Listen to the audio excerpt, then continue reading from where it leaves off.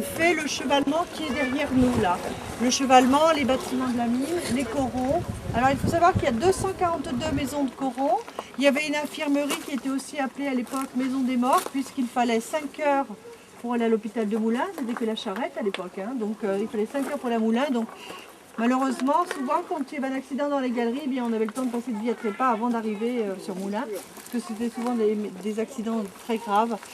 Donc voilà un peu pour les grandes lignes. Alors monsieur Eugène Fraissinet n'a pas travaillé tout seul, il a travaillé avec François Mercier. Alors peut-être certains ont entendu parler, François Mercier était un entrepreneur de la région, un gros entrepreneur, il avait plus de 5000 personnes sous sa tutelle. Et c'était quelqu'un qui faisait beaucoup de social. Son épouse Marie et lui faisaient énormément de choses pour les enfants notamment. Par exemple, ils ont fait en sorte que la cantine soit gratuite pour les enfants, parce que les gens étaient déjà quand même relativement pauvres. Donc c'est vrai que la gratuité de la cantine permettait aux enfants d'avoir un repas complet dans la journée. Et puis Marie, son épouse, avait fait en sorte que lorsqu'un enfant avait des dons, je dirais, à l'école, un peu plus qu'un enfant, je dirais, ordinaire, eh bien, il faisait en sorte de lui payer ses études. Alors, il se mettait d'accord avec les parents et il lui payait ses études. Donc c'est vrai qu'ici, ils ont vraiment un aura encore à l'heure actuelle assez important, puisque ils ont fait quand même beaucoup pour la région. Et puis, à la mort de François Mercier, son épouse Marie a continué. Alors il y a eu plusieurs bâtiments construits. Il y a eu un bâtiment à l'hôpital de Moulins qui s'appelle François Mercier. Et puis il y a eu à Tronget aussi le sanatorium. Puisqu'il faut savoir qu'à la fin de la guerre 14-18, tous ces soldats sont venus, ils avaient été gazés par le gaz moutarde, tout ce genre de choses. Quand ils sont venus, ils étaient vraiment mal en point. Donc ils avaient construit pour eux ce sanatorium pour que ça aille mieux.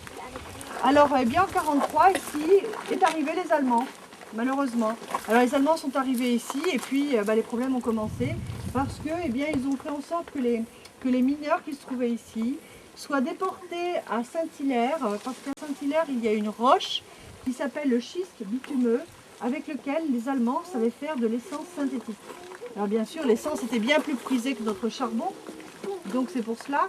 Mais bien sûr, les mineurs n'étaient pas d'accord de travailler pour les Allemands. Donc il y a eu des sabotages, ils ont cassé plein de machines, tout ça. Donc il y a eu représailles.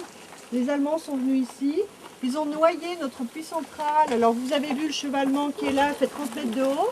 Le puits central fait plus de 400 mètres de profondeur. Donc c'est vrai qu'il a été noyé sous 350 mètres d'eau. Alors,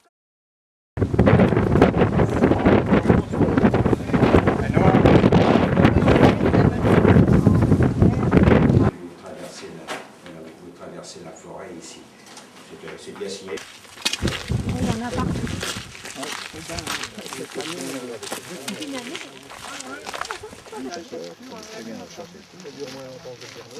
a vraiment mieux. On va faire pour attaquer l'orage d'hiver.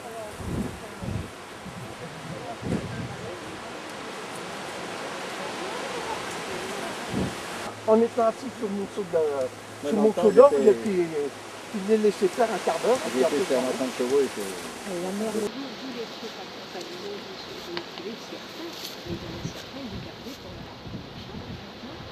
Ouais, mais... Celui-ci ne sera pas destiné à être tué, lui. Ah bah si, il a encore... Ah bah ça, ah ouais. Ouais. Oh, il est beau. Oh, c'est celui qui est le plus beau. Oh, il est magnifique. La commission, c'est pas musicale. Il n'y a personne qui représente C'est vrai, instance ici. Et là, vous On va venir êtes obligé de remettre un numéro d'immatriculation. Ouais. Vous croyez que Oh, ça bah. pourrait courir là-haut? Ah, mais un bison, ça saute. Ouais, mais on voit, on détecte moins bien que le piton parce qu'il se détache moins bien. Mais l'hiver, on voit bien.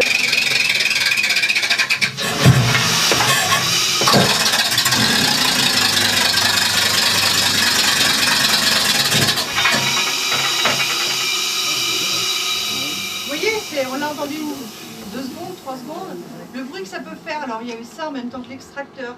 Et puis après il y a eu l'espèce de marteau-piqueur là-bas qui est en fonction. Et puis comme je vous ai dit tout à l'heure, les oreilles, ce n'était pas une sécurité.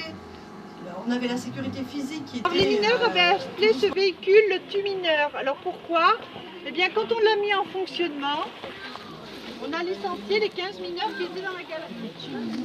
Parce qu'ils les remplaçaient. Parce que les 15 mineurs qu'il y avait dans la galerie, on en avait besoin que 2. C'est-à-dire un qui était aux manettes de cette machine et puis un qui était au volant du camion. Parce qu'en contrebas, je ne sais pas si vous avez vu, il y a un vélo-rail. Et puis ces rails vont sur Moulins et Montluçon. Donc eh bien, ça remplissait les berlines qui étaient directement sur les voies. Puis ça permettait d'emmener directement. Ce qui fait que de tous les mineurs qui étaient dans les galeries, on n'en avait plus besoin. Donc ça fonctionnait de façon... Ça arrachait le charbon en avant et sur les côtés. Ça passait dessous, ça passait sur le tapis roulant.